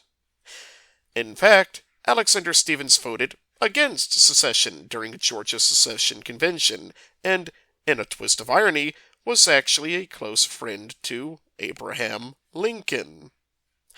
After being appointed to the position of vice president, he was consistently butting heads with Jefferson Davis in regards to most of the measures enacted by the Confederate government during the time, including many of the draft bills enacted, which he argued were violating the very principles they had initially championed. In fact, it was his idea to propose the idea of entering peace negotiations with Lincoln, which led to the Hampton Roads Conference, where he personally met with Abraham Lincoln to attempt to negotiate a peaceful resolution to the war. The reason why I bring up this man is simple. He's the most overt contradiction to Atun Shei's entire argument. He was the second most powerful and influential politician in the Confederate States of America, just behind Jefferson Davis himself, and he, being in such a place of influence, consistently opposed many of Davis's actions as president. He represented a controlling factor in the Confederacy, a representation of the different factions within the new governing body that, more likely than not, would have pulled the Confederacy away from any form of radical authoritarianism towards a more moderate position. In fact, we often see this with many such conflicts and wars. Governments often turn to radical authoritarian positions during a time of war as a means of waging that war, in spite of such actions going against their core values. Factionalism is also commonplace in newly formed governments, something we see with the American Revolution. Some proposed making George Washington a monarch. Others wanted to reassimilate back into England. Yet others were for virtually no centralized governing body, and yet others were of Patrick Henry's make, true firebrands who believed in the ideals of the Revolution. In the end, however, the party that often wins out, in the end, are the moderates, as they often propose a solution that would lead to stability at the time. In the end, it would be politicians akin to Alexander Stephens who would have eventually reined in the political landscape of the Confederacy and brought about a more stabilized governing body had the Confederacy won the war. Third, and finally, if you refer to the Confederate Constitution, something 99.9% of people likely have never read, it doesn't make any major jumps in giving the Confederate body greater powers. In fact, in Section 8 of Article 1, it explicitly prohibits the use of tariffs on foreign goods in order to promote any specific industry, which was a common complaint among the southern states prior to their secession. It's also worth noting that in Article 1, Section 9, Clauses 1 and 2, it states that the importation of Negroes of the African race from any foreign country other than the slaveholding states or territories of the United States of America is hereby forbidden, and Congress is required to pass such laws as shall effectively prevent the same. Congress shall also have no power to prohibit the introduction of slaves from any state not a member of, or territory not belonging to, this Confederacy. These clauses overtly and directly shut down any talks about restarting the slave trade. This explicitly contradicts Atun Shei's very narrative he is constructing, coming directly from the core document of the Confederate States of America. In other words, Atun Shei has absolutely zero idea what he's talking about. Then again, this seems to stem from the same problem that he had in the previous episode. Recall how I mentioned that Atun Shei has a propensity to have a main source for the video? Well, in this case, it happens to be Robert E. Bonner's book, Mastering America, Southern Slaveholders in the Crisis of American Nationhood. The title alone tells me that this book is definitely going to focus more on slavery, and only slavery, rather than understanding any of the context behind the situation. As with so many modern historians, they always get caught up on making the same erroneous assumption that the South acted out of a love for slavery and for no other reason. Even the prologue instantly frames the conflict in this manner, ignoring the context for why anyone would even be remotely concerned over an issue. But, as per usual, Atun Shei has zero idea about what he's talking about, which is made self-evident with this shoddy reference he shoved in the video. Now, to ensure their security and continuing stability, the Southern Republic should be reorganized into the first American slave empire. As someone who's an avid fan of Star Wars, I felt an aneurysm pop in my brain the instant I heard him say this. For anyone who's actually watched the films, the Galactic Republic is more analogous to the Union, as the Separatists were the ones who seceded from the Republic. Heck, the Separatists explicitly call themselves the Confederacy of Independent Systems, which is totally not at all similar to the Confederate States of America. Even the Clone Army is called the Grand Army of the Republic, which is taken directly from the official name of the Union Army Veterans Organization formed after the war. If anyone were to say those words, it would have been Abraham Lincoln, or any of the radical Republicans who, much like the Senate in Star Wars, ended up licking Lincoln's boots and voting to give Lincoln even more power. If you're going to reference pop culture media, Atun Shei, at least get it right. But this is not all he gets wrong.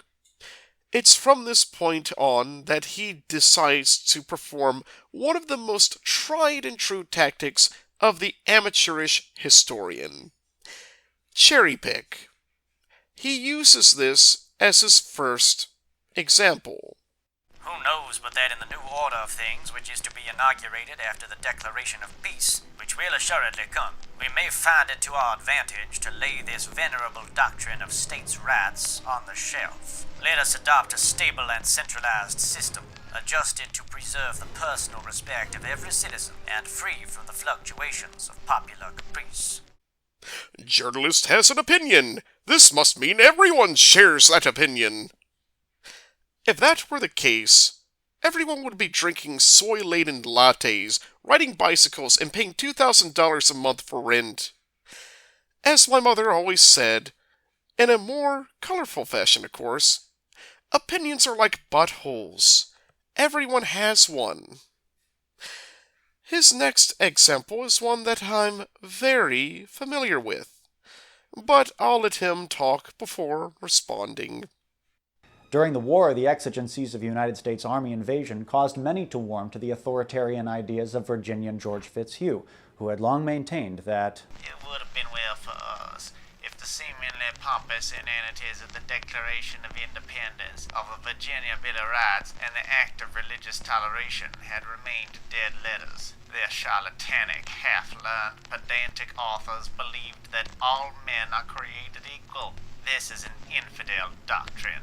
hot damn. He continues. We come now to the Southern Revolution of 1861, which we maintained was reactionary and conservative, a rolling back of the excesses of the Reformation, of Reformation run mad, a solemn protest against the doctrines of natural liberty, human equality, and the social contract as taught by Locke and the American sages of 1776, and an equally solemn protest against the doctrines of Adam Smith, Benjamin Franklin, Tom Paine, and the rest of the infidel political economists who maintained that the world is too much governed.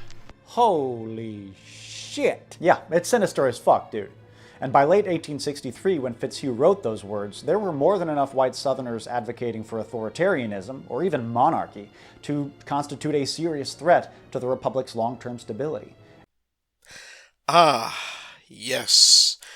George Fitzhugh. My favorite crazy political and social philosopher.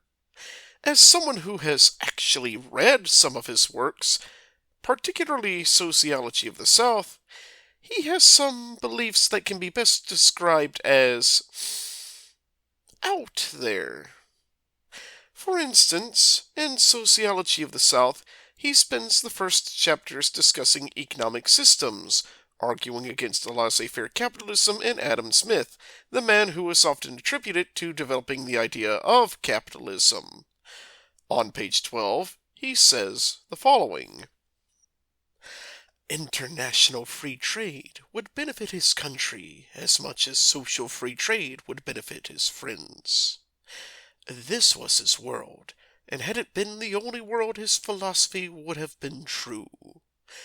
But there was another and much larger world, whose misfortunes under his system were to make the fortunes of his friends and his country. A part of that world, far more numerous than his friends and acquaintance, was at his door. They were the unemployed poor, the weak in mind or body, the simple and unsuspicious, the prodigal, the dissipated, the improvident, and the vicious. Laissez-faire and passe-trape gouverneur suited not them. One portion of them needed support and protection, the other much and rigorous government. It is through this distinctly anti-capitalist lens that Fitzhugh argues against the notion of the Enlightenment era, arguing instead that the best and most ethical system of human society was, in fact, slavery. On page 241, Fitzhugh came to the following conclusion. Young England belongs to the most conservative wing of the Tory party. He inculcates strict subordination of rank, would have the employer kind, attentive, and parental in his treatment of the operative humble, affectionate, and obedient to his employer. He is young and sentimental, and would spread his doctrines in tracts, sonnets, and novels. But society must be ruled by sterner stuff than sentiment. Self-interest makes the employer and free laborer enemies. The one prefers to pay low wages, the other needs high wages. War, constant war, is the result, in which the operative perishes but is not vanquished. He is hydra-headed, and when he dies, two take his place. But numbers diminish his strength.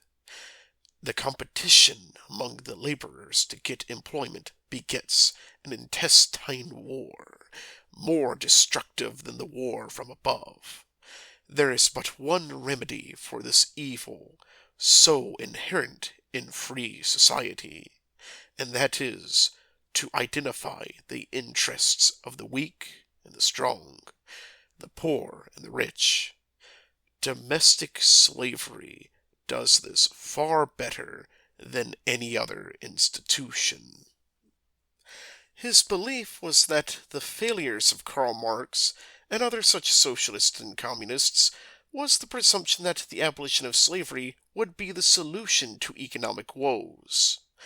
On pages 28 and 29, he argued that the dissociation of labor and disintegration of society, which liberty and free competition occasion, is especially injurious to the poorer classes. For besides the labor necessary to support the family, the poor man is burdened with the care of finding a home, and procuring employment, and attending to all domestic wants and concerns. Slavery relieves our slaves of these cares altogether, and slavery is a form, and the very best form, of socialism. In fact, the ordinary wages of common labor are insufficient to keep up the separate domestic establishments for each of the poor, and association, or starvation, is in many cases inevitable. In a free society, as well in Europeans and America, this is the accepted theory, and various schemes have been resorted to, all without success, to cure this evil. These arguments are continued in Cannibals All, with them doubling down on this position with the added bonus of expressing disdain for founding fathers like Thomas Jefferson. This, of course, did not make most of his ideas all that popular among the Virginians. He was viewed as a radical, a true extremist in his beliefs.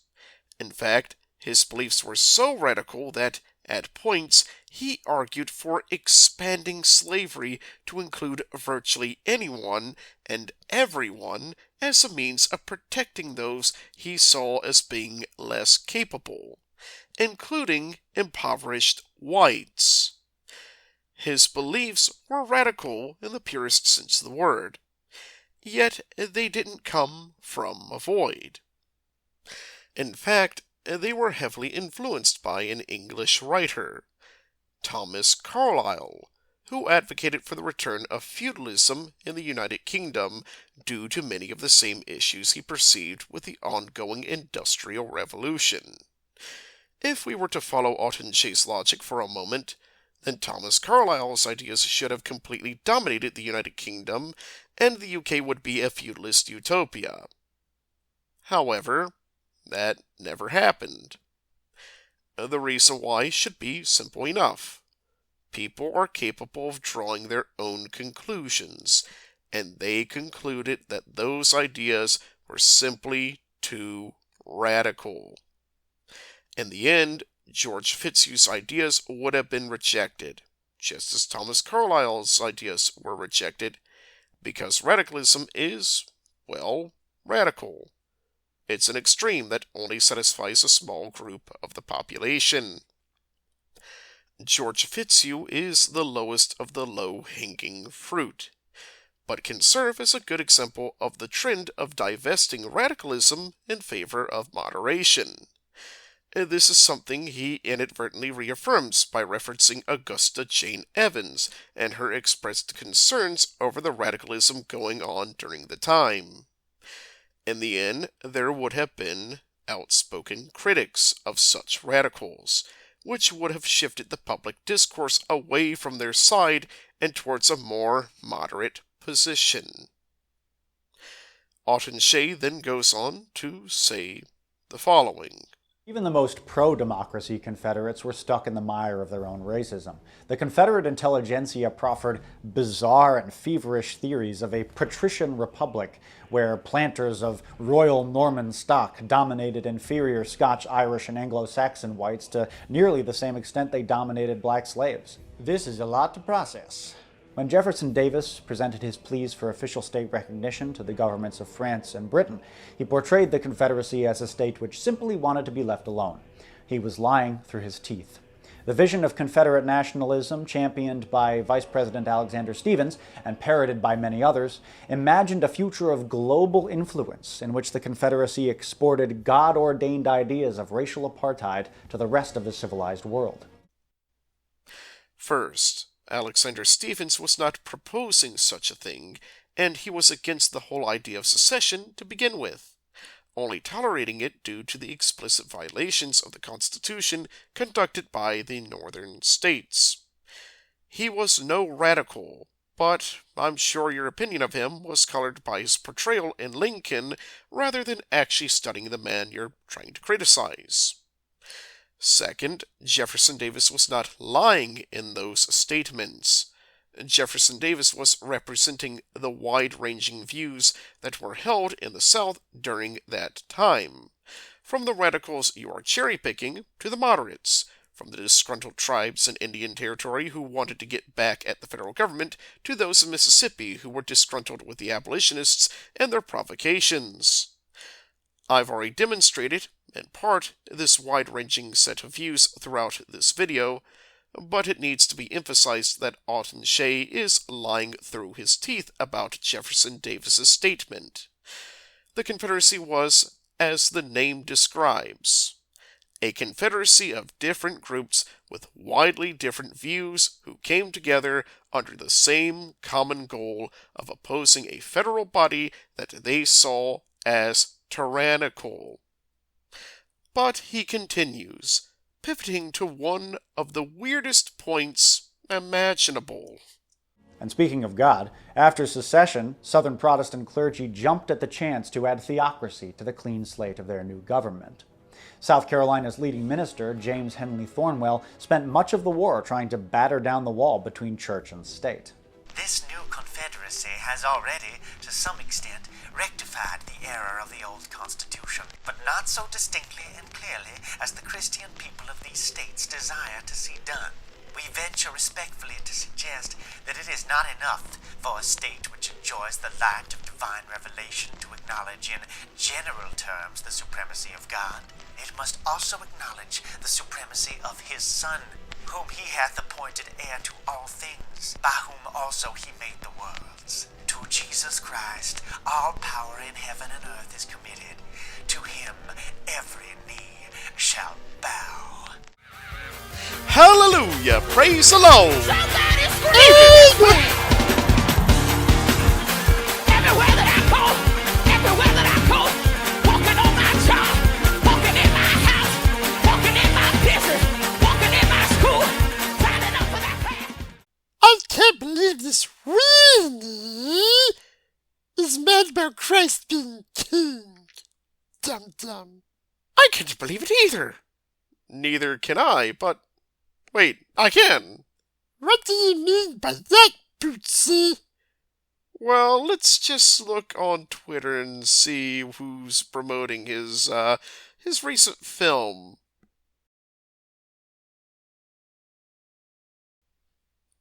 Wait a minute.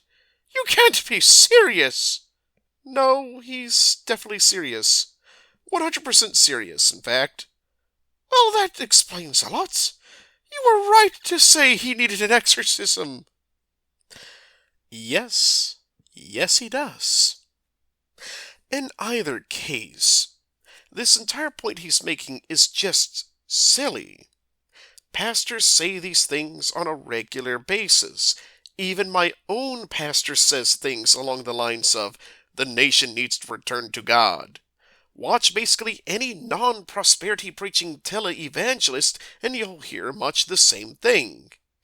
Even then, he's kind of forgetting the tiny detail known as Judah P. Benjamin, the highest-ranking Jewish man in the Confederate government.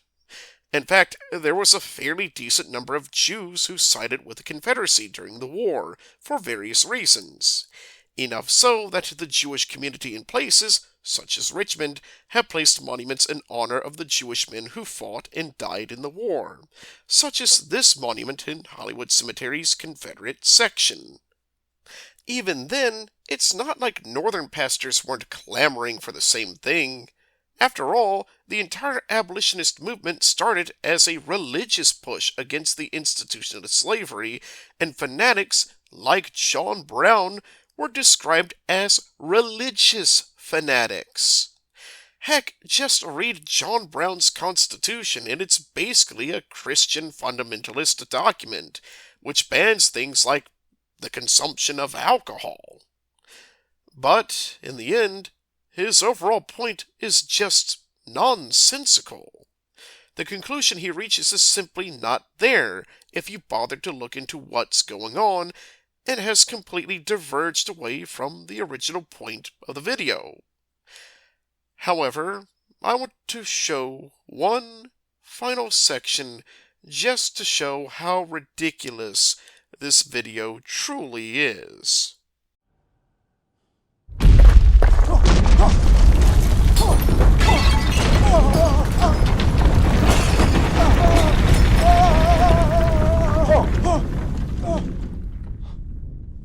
What the hell was that? According to the news, there was just an earthquake in Virginia. Good evening. This is Matt Beat reporting live near Monticello in Virginia. We can now confirm that the third president of the United States, Thomas Jefferson, has rolled over in his grave with enough force to trigger an enormous earthquake. Oh, Jesus. As you can see, Northern Virginia is completely destroyed. The death toll is catastrophic. Those who do remain have reverted to a primal state of nature. We have learned that what precipitated this massive earthquake was a reading of a historical quote in a production of a wildly unpopular web series known as Checkmate Lincolnites. Wait, Northern Virginia is destroyed? Hallelujah! Praise the Lord! It's like Christmas in July all over again! Well, after that cameo, the video continues on for 10 minutes with absolutely nothing but filler. The rest of the video isn't even worth the time watching. It's literally 2 sketches combined together that take up the last 12 minutes of the video, providing nothing of substance to support his argument. After watching this video, all I could say was this followed the same trend as all the other Checkmate Lincolnites videos. It was completely all over the place, and it diverged from the topic at hand. So, to answer the question, was the war about states' rights? My answer to the question is the same as with the question, was the war about slavery? There is no one cause for the American Civil War, but a combination of many factors that led to the war, from ideological extremism to questions over how the government ought to be run. This is why I take issue with the modern takes on the war. They all focus entirely on slavery, and only slavery, to the point it has become the complex cause fallacy, or, as I like to call it, reductio ad servitutem. They never talk about the context behind these issues, becoming transfixed on moral debates while ignoring the trends we all can see during these trying times. The worst part of this is these interpretations have real-life consequences. The melting of the statue of Robert E. Lee was nothing more than the final manifestation of the ideology we see before us. The constant attacks against the South are built upon this faulty premise of the evil South versus the noble progressives who did no wrong. We have yet to learn the lessons of the war because we, as a collective society, refuse to learn those lessons. This is why we have the appearance of the same radicals claiming to champion their moral cause who commit wicked acts in the name of their cause. This is why our society is more divided than it has been in 170 years, which, I fear, will lead us to another civil war. I pray to God that we avoid such a terrible civil war. I will pray for Atun Shei and his many flaws. And I wish for God to bless all of you.